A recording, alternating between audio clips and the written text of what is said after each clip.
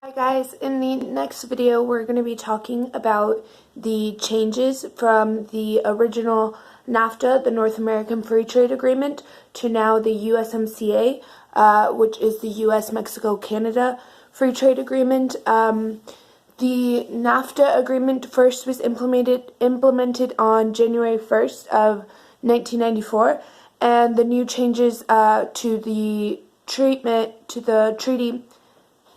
Hi guys, today I'm going to talk to you guys about the North American Free Trade Agreement, also known as NAFTA. During the period 2016 to 2017, during that period there was a presidency race going on in the United States between Republican Donald Trump and Democrat Hillary Clinton. The continuation of NAFTA was uncertain because there was fear that if Donald Trump would become president, he would cancel the free trade agreement because he thought that the free trade agreement was unbeneficial for the United States people, and there is great fear in Mexico for the economy because it depends so much on free trade with Canada and the United States. And the fear came true when Donald Trump was elected president, and talks of a new agreement would continue during that time period. Thank you, Temo.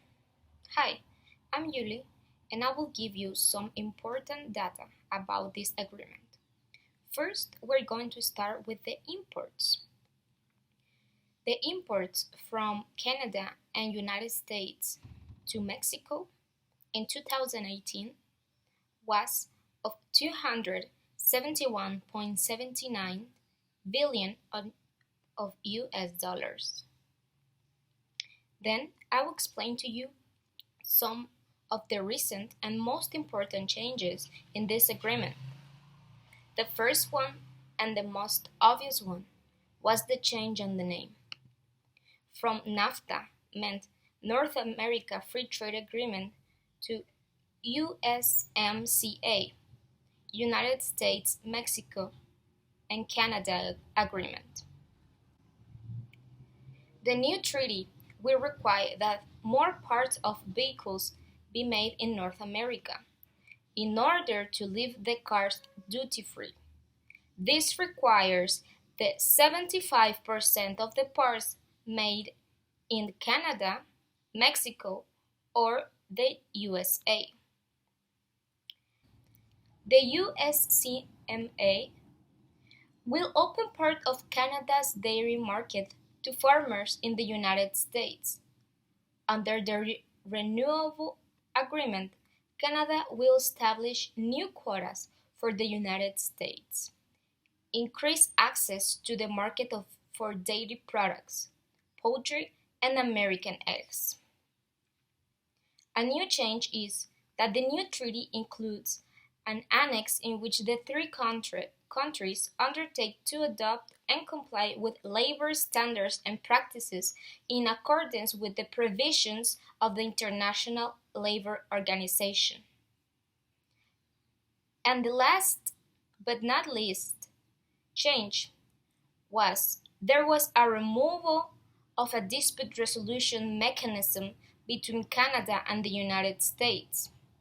This was previously Chapter 11, known as the Investor in State Dispute System. However, the chapter remains for disputes between Mexico and Canada. In conclusion, there were several important changes with certain sectors or industries.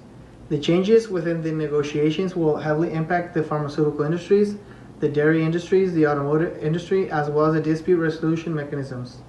We can note that there are changes to be made outside of the negotiations that will be crucial for all three economies, and these are the steel and aluminum industries, along with newly imposed tariffs. It is important to note that this agreement has impact over other agreements, seeing as parties are willing to go over the agreements already made with the rest of the world or even with their own nations in order to fulfill the needs of the USMCA, because this is how much weight and importance there is between these trilateral agreements.